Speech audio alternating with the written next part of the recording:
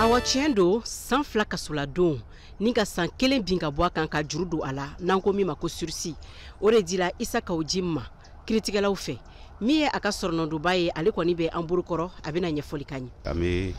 tribunal boɲɛ an bɛ kiribulon boɲɛ mais an ka jate la kiri a girinyana kojugu a girinyana mun na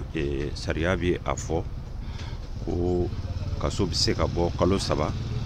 fo ka se san 1 kaso la walima 10 fo ka se 10,120 amande ma walima o fila dɔ la kelen dɔrɔn. Donc an kun b'a jigiya k'a fɔ sariya kun bɛ se k'a fɔ Kaouji min i nɔ yera la an b'i condamné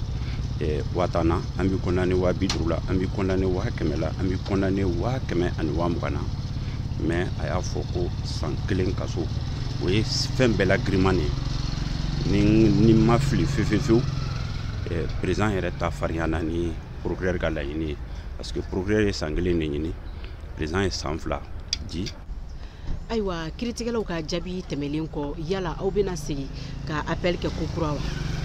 O bɛ se ka kɛ cogoya bɛɛ la parce que o kibaruya ci avocat bolo o bɛ a ka client de bolo. N y'a fɔ ni nin waati tɛmɛna ne bɛ taa ni Isa bɛ kuma ni an hakili y'an bila yɔrɔ min na dans l'intérêt de la procédure inchallah ni an kan ka appel ta an b'o ta. N y'a fɔ n'o kɛra cogo min an bɛ se ka ladɔnniya la ni Ala sɔnna ma.